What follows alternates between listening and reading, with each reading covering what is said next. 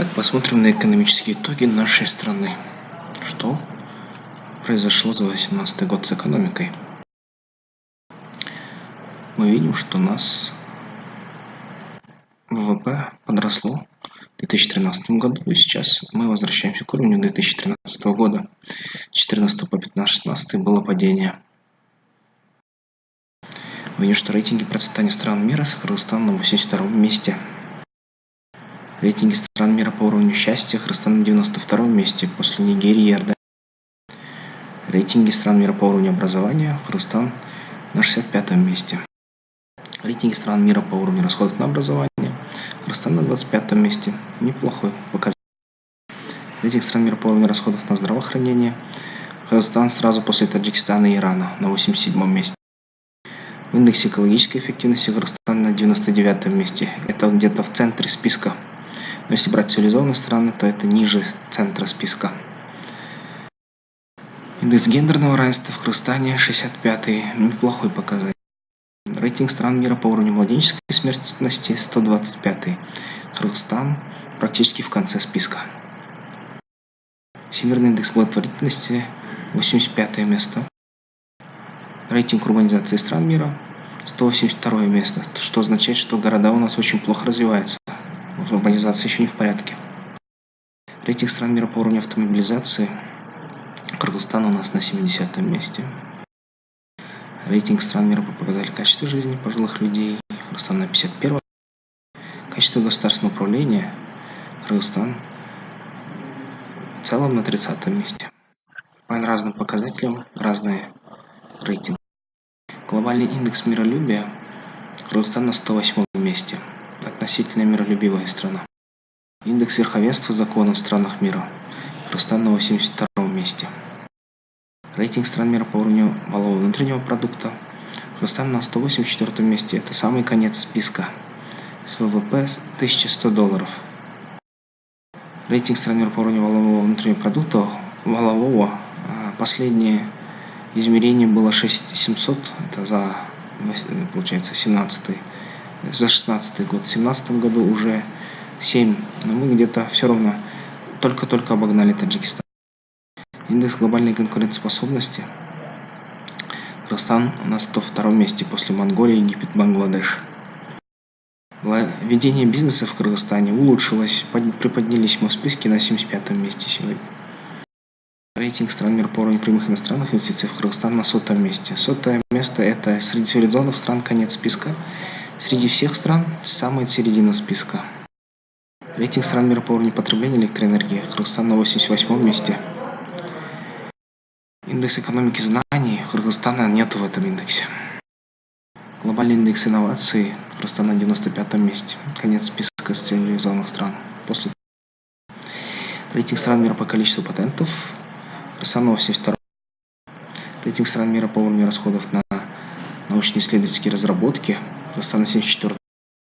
Рейтинг стран мира по уровню развития информационно-коммуникационных технологий Кыргызстан на 109-м. Сетевая готовность по интернету Кыргызстан 98-я. Рейтинг стран по уровню развития интернета 139-я. В итоге в среднем показатели страны в нашей стране идет медленное развитие.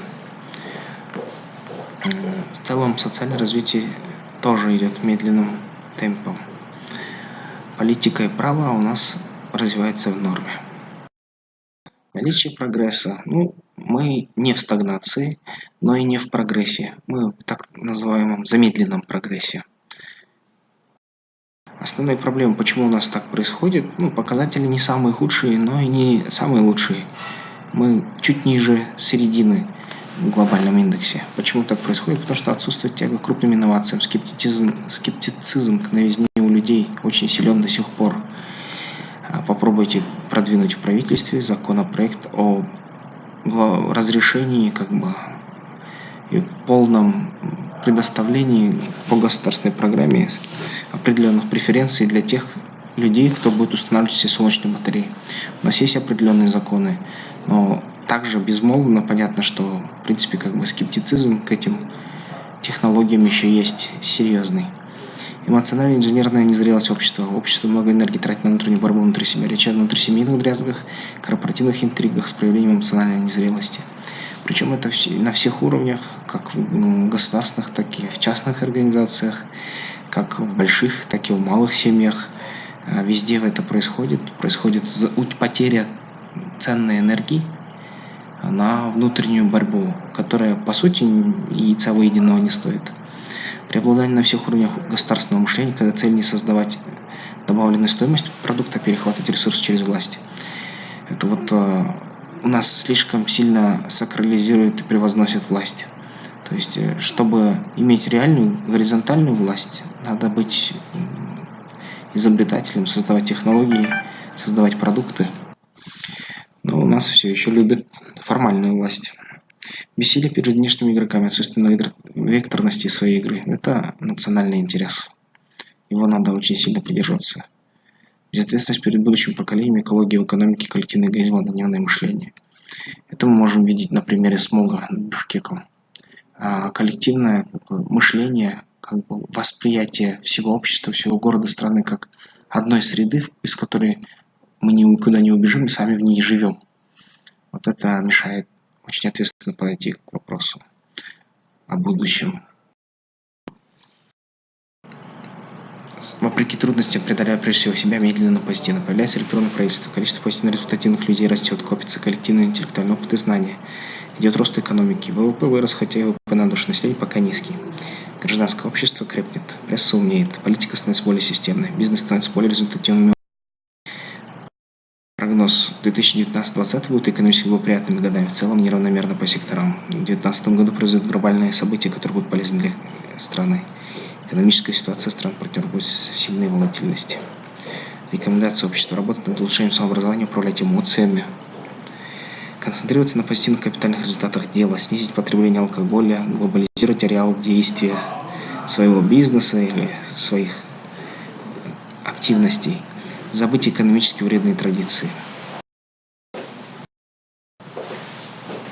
Рекомендация группы влияния в экономике: упростить налоговый учет, внедрить накопительную пенсионную систему, увеличить роль частного сектора в оказании государственных услуг, снижать госпошлинные сборы, политика, оптимизировать штат госорганизаций, многовекторность, глобальное сотрудничество, удержаться от силового противостояния в внутренних делах, вести интеллектуальные битвы в противовес силовым актам.